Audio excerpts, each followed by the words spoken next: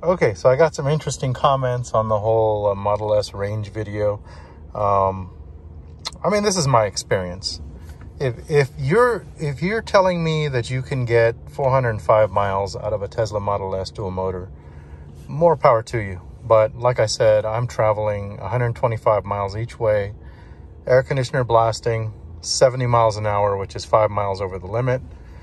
I don't do bursts of speed past. I really don't need to. It's such a long, monotonous drive that I put in autopilot and I just chill. I keep my eyes, up straight ahead and, let the car do its thing. I don't need to worry about passing someone, going faster than anyone. I just hug that right lane and, occasionally I'll pass someone, that kind of thing. But you can't tell me that you're going to get 405 miles out of this car. I mean, look at this. I got in my office, went to the grocery store, 1 mile, 733 watt hours per mile. I left my office at 35 miles an hour, drove straight here. I got right back in my car, 733 miles or watt hours per mile. My trip, you guys saw yesterday, was at 29.95. I'm at 31.19. What does that tell you? Almost exactly 125 miles. My average energy is at 350, so I improved by 1. I don't know how, I don't know why. I drove at night, maybe that helps, but it was still hot last night. So my average is my average. I'm not doing speed runs in this thing. I'm not trekking through the mountains. I'm not doing anything weird. It is what it is. Real world experience from someone who actually physically has the car in hand. This is what I'm seeing. And that's very similar to the experience I had with the Model 3 Performance. And also, when I ordered this car, it said 405 miles, period. There was no asterisk, there was no disclaimer, nothing about if you get these wheels, this is going to happen, your range is going to drop. Those are the circumstances where I ordered this car. And since I ordered the car, there's no reason for me to go back and look at the website and go, oh, I wonder if they updated it. So there were a few people saying, well, you should have said that the website is updated and it says 375. I don't know that. I still haven't looked. Maybe it has, maybe it should. All I know is when I bought my Model 3 Performance, it said 310 or 305. And that Model 3 Performance had been out from quite some time, since 2018. I bought my 2020 in 2020. And it said 305, and then all of a sudden, like the week after I bought it, they're telling me that it's 290 something or whatever it is with the 20-inch wheels. And I actually saw 279 with the 20-inch wheels on that car. This car started out, like I said, around 377, 375, which is apparently what the website is showing, 375 with the 21-inch wheels. But since then, it's dropped down to 367 at 100% charge. And I'm not disappointed in that. I understand the whole unsprung weight thing. That makes sense. I've put aftermarket wheels on other cars before.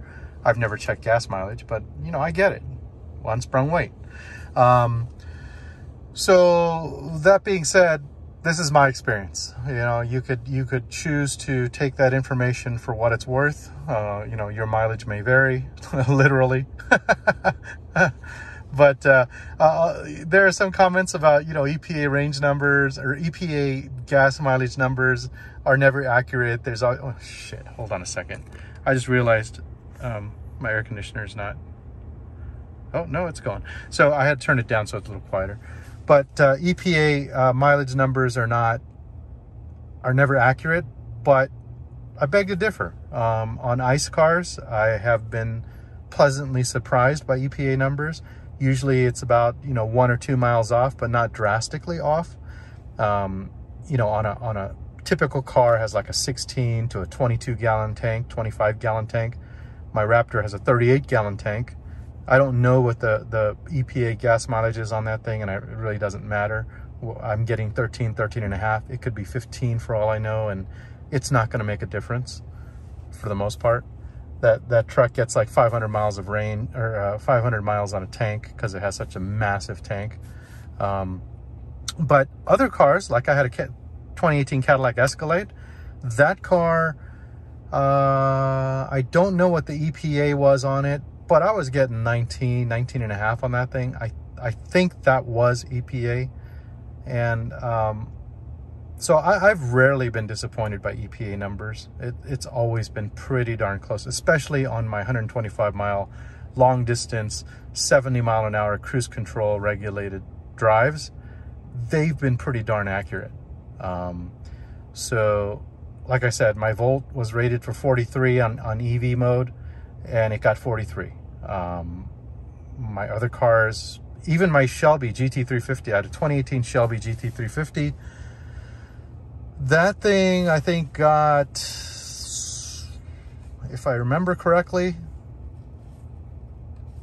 17, 18 highway, which is probably what it's rated for on the same drive. I might have seen 19 at one point, which is pretty amazing, but that has a super tall 6th gear. It's tall enough that when you shift from 5th to 6th, you have to let the RPMs drop before actually letting off the clutch, because if you don't, then the gearing is so tall in 6th gear that it actually reduces engine RPMs even further. It was a really weird gear. 6th is almost a overdrive exclusive gear in that car, and that explains the gas mileage. I was getting phenomenal gas mileage in that car, considering the motor and its mission. But this, no, 375. It says 375, 377, somewhere around there, 100% charge. I'm not disappointed it doesn't get 405. That's fine. What I am disappointed in is this car gets way less than that. Like I said, I was losing, like, I forget what the numbers were yesterday, 80, 85 miles of range loss. No, I'm sorry, not 80, 85, no. Shoot, I wish I had my papers with me.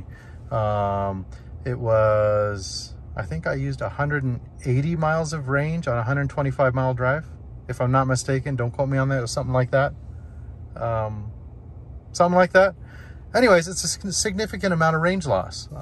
Like I said, I'm driving in the middle of summer. It's, look at this, 114 where I am right now by my office. And that's obviously with me sitting around. I don't think it's 114. I think it's more like 107. But this is me sitting here in the parking lot with the air conditioner running, the car sitting, so it's generating more heat off of the air conditioning system. There, popped up another degree. So that's what I'm dealing with, and maybe that's the source of my issues, but I don't think so, because then in the wintertime, I'm still getting the same, almost the same range. So, you know, you guys can quote whatever numbers you want. Somebody said something, they're getting 220 watt hours per mile in their rear motor Model 3. I believe that. I've seen many people say that they are getting 220 watt hours per mile out of their rear motor Model 3, but that's a whole different animal. That's a totally different beast. That motor is not even the same motor. The front motor, if you get the dual motor Model 3, you get a different motor in the front, and that's where you get all your performance. It's a whole different beast, and that thing uses a lot more power. So if you have a dual motor and you're getting anything less than well, 280, 290, that's probably about what you should be getting with the dual motor. And then the Model 3 Performance, if you're getting, with the 20-inch wheels, if you're getting less than 300, you are driving like a grandmother. There's no way around that. You are regen braking every opportunity you can, driving like a grandmother, driving speed limit, barely using your brakes. I mean, I drive just regular. I don't lead-footed. I don't take off fast at stoplights. I don't really have to do that. I just don't have time for that most of the time. But that's what I get. I get about 320 to 340 watt hours per mile in the Model 3 Performance, and this one 350. And now, what is this, 733 sitting here over the last mile, whatever. So just letting you guys know, that's my experience. Take it with a grain of salt. Your mileage may vary literally. Bye.